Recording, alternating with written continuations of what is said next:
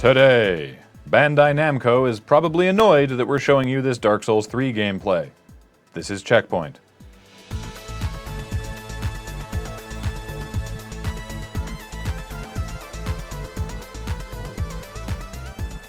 Welcome to CheckPoint, where this week we are broadcasting on what is apparently Square Root Day. That's right, April 4th, 2016, or 4416, is when both the month and the day of the month are the square root of the last two digits of the year. We didn't make this up. This is a real thing with a Wikipedia page and everything. The last time it happened was the 3rd of March 2009, and it isn't going to happen until May 5th, 2025. So get out there and do square things, I guess? We all know that freemium iOS games have to make money somehow, and for many developers, there's a certain amount of pay-to-win incentivizing. And sure, you might be willing to spend $10 or even $20 on a game that you're enjoying, but are you willing to spend $30,000? Because that's what YouTuber Chief Pat has spent on Supercell's Clash of Clans and Clash Royale. He claims that it's a business expense for his YouTube channel, though, because he's making YouTube content, so that's totally fine, and not at all the retail price of a brand new Honda Civic with an attractive options package, or a down payment on a house, or a speedboat. But hey, he is number 19 in the world for Clash Royale.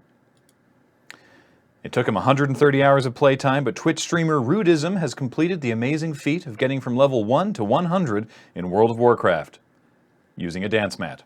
Well, 2 dance mats, because it turns out there's a lot of controls that need replacing when you're not using a mouse and keyboard. Also, he set himself a rule that he is only allowed to use one macro shortcut, and that macro is /dance. I like this because it seems like a video game challenge I could actually do. When I dance, I already look like I'm trying to control a Tauren Death Knight with my feet. Pro-level fighting game player Daigo Umehara is getting his own figurine. Even if you don't know him by name, you probably know him as the man behind that Street Fighter video someone showed you once of Ken reversing all 13 hits of Chun-Li's super and then comboing for the win. That was in 2004, and he's been putting up wins ever since. Umehara is the first fighting game player to reach the level of icon you need to justify a custom figurine, and he also illustrates why this doesn't happen more often. If I wanted to see an emotionless gamer wearing a t-shirt, I would look in the mirror. VR is here, and it's your desktop. Virtual desktop is just what it says, an immersive, field of vision filling VR version of your computer's desktop, allowing you to surf the web, chat on Slack or Twitter, play games, and watch YouTube videos through your Vive or Oculus Rift, just like you could if you were at home using your computer. Is it a late April Fool's joke? Is Exhibit hiding somewhere in here?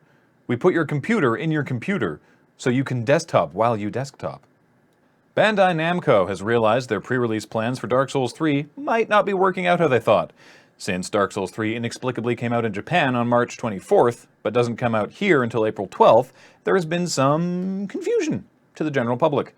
Not only are people streaming the Japanese version, which is to be expected with an uneven release window, but Bandai Namco actually sent codes for the English version to a bunch of streamers and YouTubers, allowing them to release content of the game.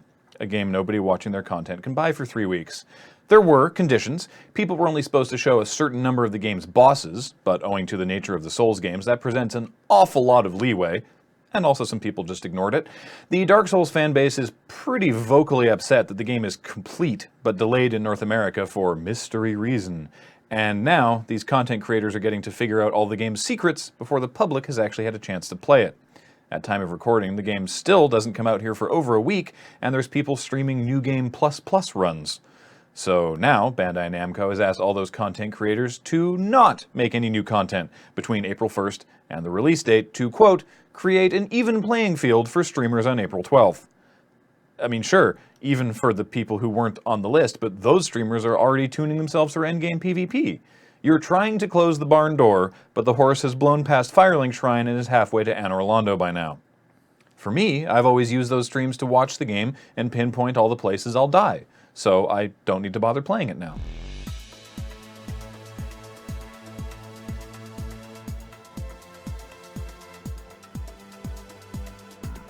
Coming up, Powerpuff Girls Flipped is a new iOS Android title that changes between a match 3 puzzle game Sugar Mode and a side-scrolling brawler Spice Mode, depending on the phone's orientation.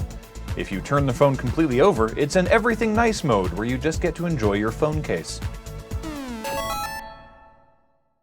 Bandai Bandai-Namco